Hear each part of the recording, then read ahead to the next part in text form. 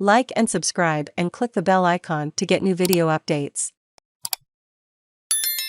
It lifts my heart. Praise for Jackson's confirmation to the court. To the editor, Reed Jackson confirmed to Supreme Court as backers hail a landmark moment. Front page, April 8. In times that have been fraught with extraordinary worries about COVID and fears of democracy's demise, we have some really good news. The confirmation of Judge Ketanji Brown Jackson to the Supreme Court by a vote of 53 to 47 in the Senate. The arc of history is bending in the right direction, and we have something sublime to celebrate, a black woman on the court. It lifts my heart and gives me reason to hope for our future. Thank you, President Biden, for bringing us to this moment. Ellen Silverman Popper Queens. To the editor, the Senate confirmation of Judge Ketanji Brown Jackson to the Supreme Court could have a lasting impact for decades to come. Judge Jackson has a demonstrated history of bringing together people with different viewpoints, which will be critical as a Supreme Court justice. Judge Jackson's diverse life experiences, including being a public defender and someone who was a public high school graduate, unlike most of the other current justices, will bring different perspectives to the Supreme Court.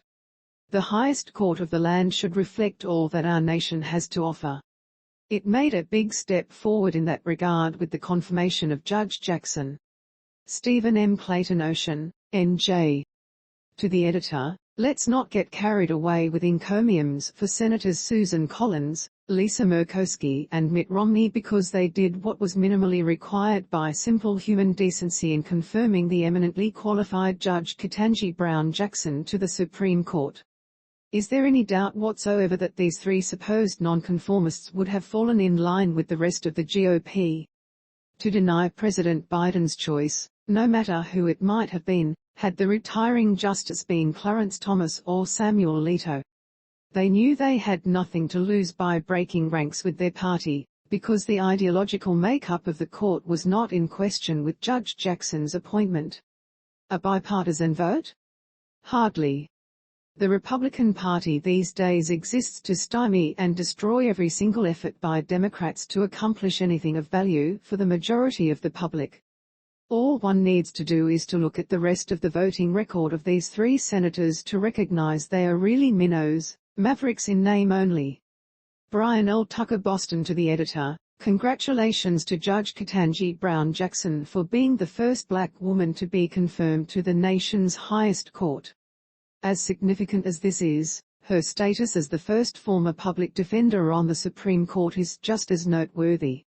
The right to counsel is one of the bedrocks of our democracy, and the confirmation of someone who has served in the most basic part of our legal system is a moment to celebrate. We cannot feel secure that our legal system is fair unless all of us, from the indigent to the wealthiest, have strong legal representation at every level of our judicial system. To the editor, fossil fuels must be cut faster, panel warns. Front page, April 5. We have received another in a string of warnings from the UN Intergovernmental Panel on Climate Change telling us that climate change is real and an imminent threat to our planet and our society. There still is time to adjust, but major actions are required immediately. This is factually undeniable.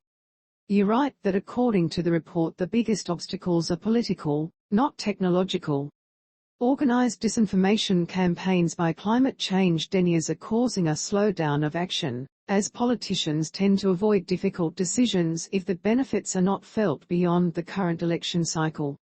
We must educate society using facts and pointing out where greed and fear are preventing action. We must counter the disinformation in real time. Vote in climate protectors and not climate deniers. Make sure your candidates, regardless of party, acknowledge that climate change is real. They need to understand that, if elected, they must be part of the solution, enacting good legislation immediately. The clock is ticking and the planet is still warming.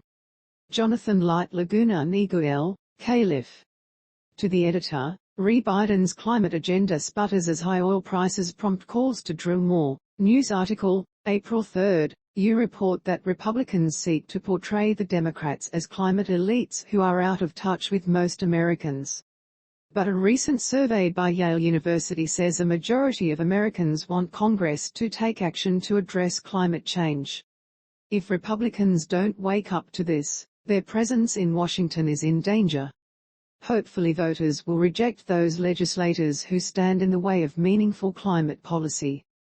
To the editor, when I look at the photographs of Mariupol, Ukraine, I am stunned that soldiers,